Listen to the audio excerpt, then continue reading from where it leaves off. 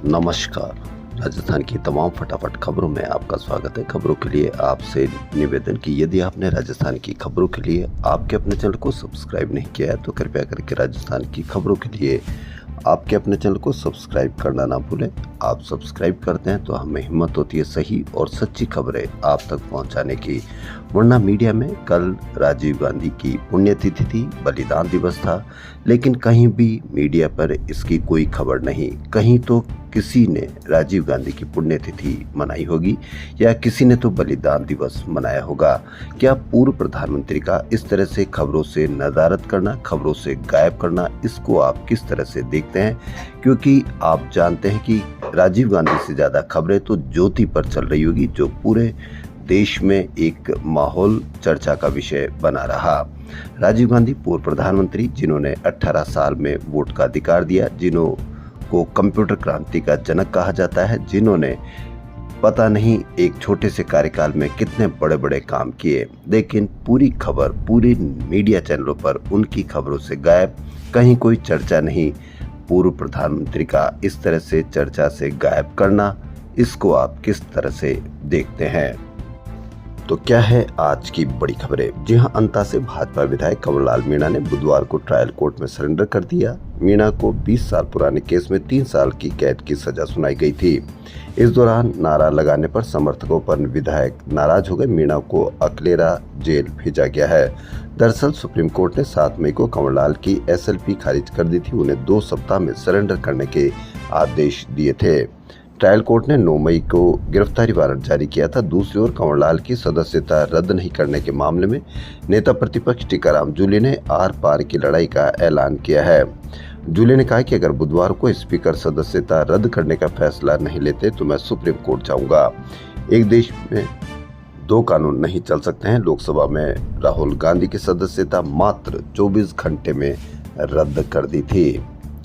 Rajasthan board के 12वीं science, arts और कॉमर्स के परिणाम आज शाम 5 बजे घोषित होंगे। बोर्ड सचिव कैलाश चंद्र शर्मा ने बताया कि बोर्ड कार्यालय से ही परिणाम जारी किए जाएंगे। शिक्षा मंत्री मदन दिलावर बीकानेर से ऑनलाइन जुड़ेंगे। प्रशासक महेश चंद्र शर्मा बोर्ड कार्यालय से परिणाम जारी करेंगे।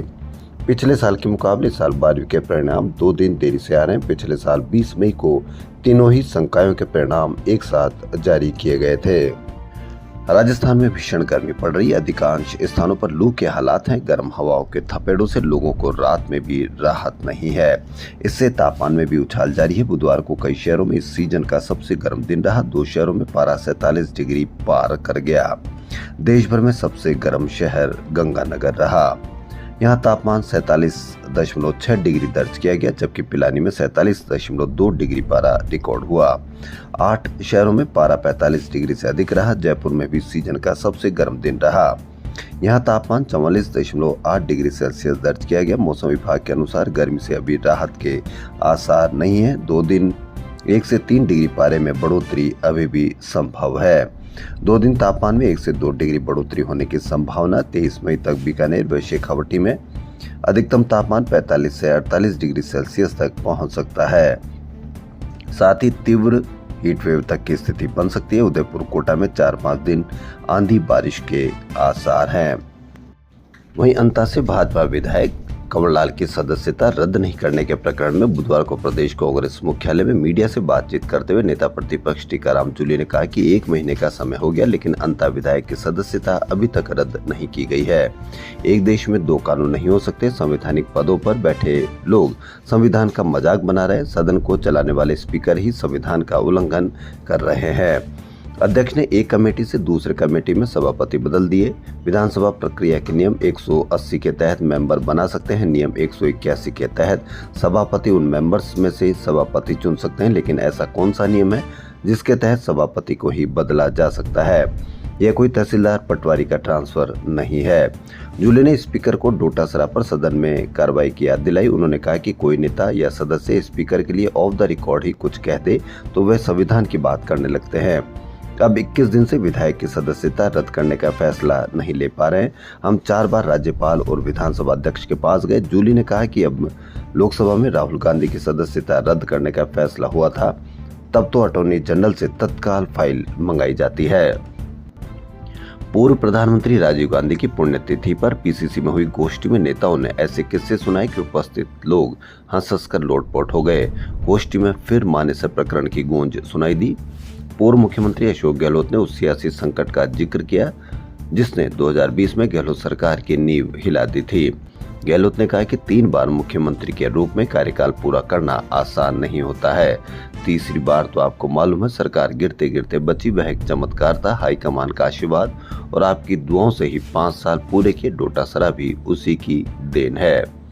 उन्होंने अनुभवों को एक जादूगर की तरह समझाते हुए कहा कि हम जादूगर हैं, हम तो सिर्फ ट्रिक करते हैं, लोग कहते हैं जादू हो गया। कांग्रेस कार्यकर्ताओं को इसे अपनाने की सलाह दी। गहलोत ने अपने भाषण की शुरुआत राजीव गांधी को श्रद्धांजलि देते हुए की। उन्होंने कहा कि राजीव गांधी कम उम्र में प्रधानमंत्री बने। संचार क्रांति, सूचना प्रौद्योगिकी और पंचायती राज जैसी ऐतिहासिक पहल उनकी दूरदृष्टि का परिणाम था। आज के युवा को उनसे प्रेरणा लेनी चाहिए। वहीं पीसीसी चीफ गोविंद सिंह डोटासरा ने कहा कि जब परफॉर्मेंस की बजाय पर्ची से सरकार का भविष्य तय होना तो मुख्यमंत्री और अन्य मंत्री अपनी जिम्मेदारी भूलकर आम जनता को भगवान भरोसे छोड़कर केवल भ्रमण और भाषण में लगे हुए हैं। उन्होंने कहा कि भाजपा ने चुनाव पर पेपर लीक सहित अनेक मुद्दे उठाए थे, किंतु आज सब इंस्पेक्टर परीक्षा को लेकर कोई निर्णय नहीं कर पा रहे हैं। कैबिनेट मंत्री किरोड़ी लाल मीणा कह रहे हैं कि निरस्त नहीं हुई तो सरकार पर भारी पड़ेगा और सरकार में बैठा एक गुट भर्ती निरस्त नहीं करने पर अड़ा है। उन्होंने कहा कि एसआई भर्ती परीक्षा को लेकर जो भी निर्णय हो, कैबिनेट मंत्री अथवा मुख्यमंत्री में से एक की पर्ची तो जनता के समक्ष खारिज होगी। उन्होंने कहा कि राजस्थान प्रदेश कांग्रेस कमेटी ने निर्णय लिया है कि 1 माह में 3 से 4 संगोष्ठियां विभिन्न प्रकोष्ठों द्वारा आयोजित की जाकर हमारे महान नेताओं के कार्यों पर चर्चा की जाएगी।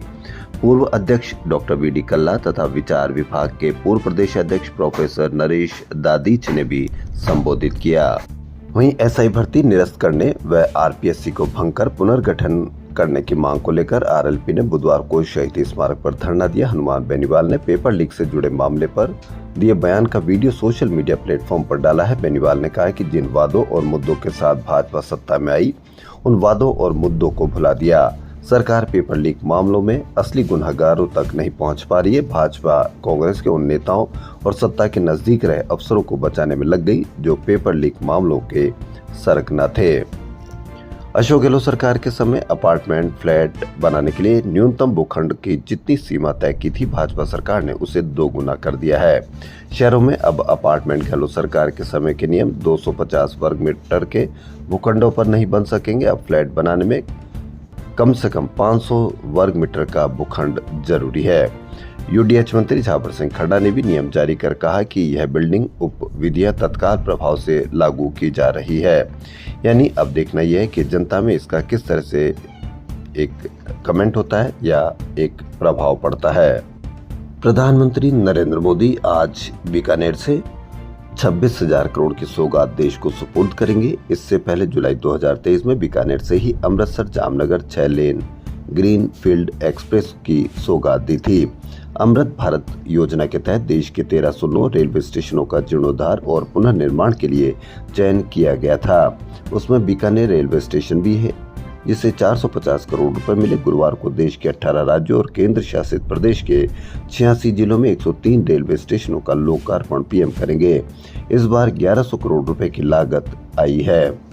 वहीं एएसपी सुरेंद्र कुमार शर्मा रिश्वत कांड में सवाई माधोपुर चौकी से 2 दिन पहले हटाए गए इंस्पेक्टर विवेक सोनी को भी एसीबी ने बुधवार रात गिरफ्तार कर लिया। एसीबी ने इंस्पेक्टर को मुख्यालय बुलाकर क्रॉस पूछताछ की, फिर रात करीब 10 बजे गिरफ्तार कर लिया गया। एसीबी डीआईजी राजेश सिंह ने बताया कि एसपी सुरेंद्र डीटीओ से हर माह 60 से 80 हजार रुपए और इंस्पेक्टर विवेक दलाल प्रदीप से हर माह 20 से 25 हजार रुपए लेता था। देखना यह है कि ये 60 से 80 हजार रुपए या 20 से 25 हजार रुपए कौन से कानून के तहत लेता था, या ऐसा कौन सा कानून पास करवाने के तहत लेता था, ऐसी कौन सी गाड़ी को पास करवाने के तहत लेता था। उन गाड़ियों की देखा जाए या इस तरह का कानून बनाया जाए ताकि इस तरह की दलाली या बंदी लेने से आम आदमी बच सके, या इस तरह के कानून बनाया जाए ताकि आम आदमी को कानून के तहत ही काम करने का मौका मिल सके। पुलिस मुख्यालय की एंटी गैंगस्टर टास्क फोर्स ने 6 साल पहले बहरोड थाने में फायरिंग कर गैंगस्टर पपला गुर्जर को भगाने वाले राजवीर को रेवाड़ी से गिरफ्तार कर लिया गया। राजवीर से AK-56 मैगजीन और 7 कारतूस बरामद किए गए। आरोपी राजवीर गुर्जर उर्फ लारा हरियाणा के महेंद्रगढ़ का रहने वाला है और इस पर 1 लाख रुपए का इनाम था। ADG दिनेश MN ने बताया कि 5 सितंबर 2019 को बहरोड पुलिस ने गैंगस्टर पपला गुर्जर को 31.90 लाख रुपए के साथ पकड़ा था। जयपुर मेट्रो फेज 2 की डिटेल प्रोजेक्ट रिपोर्ट यानी DPR का मुख्यमंत्री भजनलाल शर्मा ने बुधवार को अनुमोदित कर दिया। अब DPR को मेट्रो रेल नीति 2017 के तहत केंद्रीय आवासन और शहरी कार्य मंत्रालय से मंजूरी के लिए भिजवाया गया है। केंद्र सरकार की मंजूरी मिलते ही प्रोजेक्ट में निर्माण कार्य शुरू हो जाएगा। प्रोजेक्ट में 42.80 लंबाई का जयपुर शहर के उत्तर दक्षिण मुख्य ट्रांजिट कॉरिडोर टोडी मोड़ से प्रहलादपुरा तक प्रस्तावित है। 10 साल पहले मेट्रो की DPR अंबाबाड़ी से सीतापुरा के बीच में बनी थी। इस 23 किलोमीटर के रूट में 20 स्टेशन शामिल थे। अब मेट्रो के रूट को बढ़ाकर 43 किलोमीटर तक कर दिया है। सीकर रोड पर टोडी और टोंक रोड पर रिंग रोड के पास प्रहलादपुरा तक रूट होगा। स्टेशनों की संख्या बढ़कर 36 हो गई है। गौरतलब है कि वर्ष 2025-26 के राज्य बजट में जयपुर मेट्रो के फेज 2 का कार्य हाथ में लिए जाने की घोषणा की गई थी। इस परियोजना का क्रियान्वयन राज्य व केंद्र सरकार की नई 50-50 संयुक्त उद्यम company Rajasthan metro rail corporation द्वारा किया जाएगा। यह कंपनी जयपुर शहर की वर्तमान और भविष्य की सभी मेट्रो परियोजनाओं की जिम्मेदारी निभाएगी। अब देखना यह है कि कितनी जल्दी ये पास होकर आती है और जयपुर को मेट्रो की सौगात मिल सकती है। RAS मुख्य परीक्षा 2024 का आयोजन अजमेर सहित 5 संभाग मुख्यालयों पर कराया जा सकता है। 75 केंद्रों पर 21,000 अभ्यर्थी परीक्षा देंगे। परीक्षा 17 और 18 जून को होगी। अब की परीक्षा का आयोजन अजमेर, जयपुर, जोधपुर, उदयपुर और कोटा में प्रस्तावित है। भरतपुर और बीकानेर में यह परीक्षा नहीं ली जाएगी। अंतिम रूप से आयोग जल्द ही फैसला लेगा। सिटी पैलेस जयपुर में बुधवार को सांस्कृतिक विरासत प्रशिक्षण शिविर की शुरुआत हुई। महीने भर चलने वाले इस शिविर में प्रतिभागियों को चित्रकला, आला गीला आराइश, धूम्रपद, कथक, बांसुरी, कैलीग्राफी, वैदिक ज्योतिष जैसी पारंपरिक कलाओं का प्रशिक्षण दिया जाएगा। बिरला ऑडिटोरियम में राज कपूर की 100वीं जयंती पर रविवार को म्यूजिकल प्रोग्राम कपूर कल, आज और कल का आयोजन किया जाएगा। पहली बार हो रहे इस इवेंट में मुंबई के म्यूजिक डायरेक्टर संजय मराठे 35 आर्टिस्ट के साथ लाइव परफॉर्म करेंगे। चयन बोर्ड की 5 वर्षों में हुई विभिन्न भर्ती परीक्षाओं में फर्जी दस्तावेज प्रस्तुत कर नौकरी लेने वाले 31 अभ्यर्थियों के खिलाफ बुधवार को SOG ने 2 मुकदमे दर्ज किए हैं। दरअसल राज्य सरकार के निर्देश पर माध्यमिक शिक्षा राजस्थान बीकानेर ने 8 सदस्यीय समिति बनाई थी। कमेटी ने संयुक्त निदेशक स्कूल शिक्षा की संभागवार जांच रिपोर्ट मांगी है, जिसमें चयन बोर्ड की 5 साल की परीक्षाओं में चयनित 31 कर्मचारियों के फोटो हस्ताक्षर मिसमैच हुए हैं। अब देखना यह है कि इन पर क्या कार्रवाई की जाती है। शाहपुरा की ये घटना मनोहरपुर दौसा हाईवे पर गठवाड़ी गांव के पास बुधवार दोपहर एक सड़क हादसे में 3 जनों की मौत हो गई और 3 घायल हो गए। यूपी के हरदोई से खाटू श्याम के दर्शन को जा रहे एक परिवार की कार को बेकाबू ट्रक ने टक्कर मार दी। हादसे में कार सवार मां और 2 बेटों की मौके पर ही मौत हो गई, जबकि परिवार के अन्य 3 सदस्य गंभीर रूप से घायल हो गए। हादसा इतना भीषण था कि कार पूरी तरह से चकनाचूर हो गई। उसमें सवार लोग अंदर ही फंस गए। यानी कितनी स्पीड तेज रही होगी। रोज प्रतिदिन हम किसी न किसी को हादसे में मार देते हैं, हत्या कर देते हैं, लेकिन हम कभी भी इस तरह की अखबार की खबरों को पढ़ते हैं या नहीं पढ़ते, इस पर भी आप अवश्य कमेंट करें, क्योंकि प्रतिदिन पढ़ने वाला अखबार या जिसको हादसे में शिकार हुए की ये खबर पढ़ता होगा वो तेज तो नहीं चला सकता, लेकिन फिर भी तेज चलाते हैं। कहीं कोई कार्रवाई नहीं की जाती, इसीलिए इस तरह के प्रतिदिन हादसों में हत्या करने के ऐसे मामले आते हैं। सेंट्रल जेल में बंद कैदी मोबाइल से नशीले पदार्थों की तस्करी कर रहा है। इसका खुलासा तब हुआ जब बंदी ने जेल में ही स्मैक मंगवाई। लालकोठी थाना पुलिस ने मंगलवार को जेल में स्मैक पहुंचाने आई महिला और उसके साथी को गिरफ्तार कर लिया। दोनों के पास से 5.22 ग्राम स्मैक बरामद कर एक बाइक भी जब्त की है। महिला ने स्मैक जींस की पैंट की जेब में सिलाई कर छिपाई थी। वह ये स्मैक जेल में बंद बेटे समीर और राकेश उर्फ बकरा तक पहुंचाने आई थी। राजस्थान हाईकोर्ट ने कहा कि शैक्षणिक रिकॉर्ड में मां का नाम केवल विवरण नहीं, बच्चे की पहचान का धागा है। हाईकोर्ट ने बोर्ड अंक तालिका में मां के नाम में संशोधन से जुड़े मामले में टिप्पणी करते हुए कहा कि बच्चे के शैक्षणिक रिकॉर्ड में मां का नाम केवल एक विवरण नहीं, बल्कि बच्चे की पहचान का वो धागा है जो उसके व्यक्तित्व को बुनता है। सीबीएसई की ओर से पिछले दिनों जारी किए गए परिणाम में राजस्थान के केंद्रीय विद्यालयों देश भर के केंद्रीय विद्यालयों में दूसरे नंबर पर रहे। जयपुर रीजन के deputy commissioner doctor Anurag Yadav के अनुसार प्रदेश के केवी का 10वीं का परिणाम 99.40% और 12वीं का परिणाम 99.58% रहा। दोनों ही परिणामों के मामले में राजस्थान दूसरे नंबर पर रहा। पहले नंबर पर केरल रहा। राजस्थान राज्य कुश्ती संघ के प्रदेश अध्यक्ष राजीव दत्ता ने शुक्रवार को बारां जिले में आयोजित अंडर 17 कुश्ती प्रतियोगिता का शुभारंभ किया। आयोजन में जिले भर से आए युवा पहलवानों, खेल प्रेमियों, सामाजिक कार्यकर्ताओं तथा जनप्रतिनिधियों की बड़ी भागीदारी रही। जय क्लब में 21 मई से पिकल बॉल कोर्ट शुरू हो गया। इसका उद्घाटन स्पोर्ट्स काउंसिल अध्यक्ष नीरज के पवन ने किया।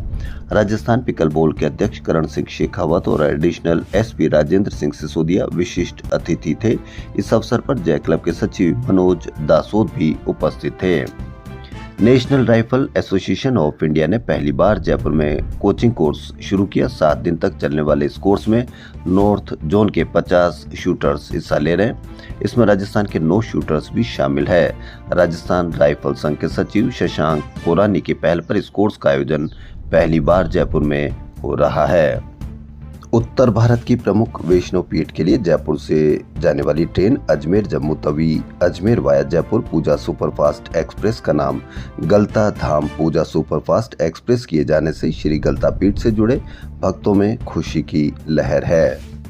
पूर्व प्रधानमंत्री राजीव गांधी की पुण्यतिथि पर बुधवार को सेमिनार का आयोजन हुआ। बीएनई ग्रुप ऑफ कॉलेज और राजीव गांधी स्टडी सर्किल के संयुक्त तत्वाधान में आयोजित सेमिनार का विषय भारत रत्न राजीव गांधी का राष्ट्र विकास में योगदान रहा। मुख्य अतिथि राजस्थान लोक सेवा आयोग के पूर्व अध्यक्ष प्रोफेसर BM शर्मा ने कहा कि राजीव गांधी दूरदर्शी नेता थे। उन्होंने युवाओं की क्षमता को पहचाना और उन्हें IT व तकनीक के क्षेत्र में आगे बढ़ाया।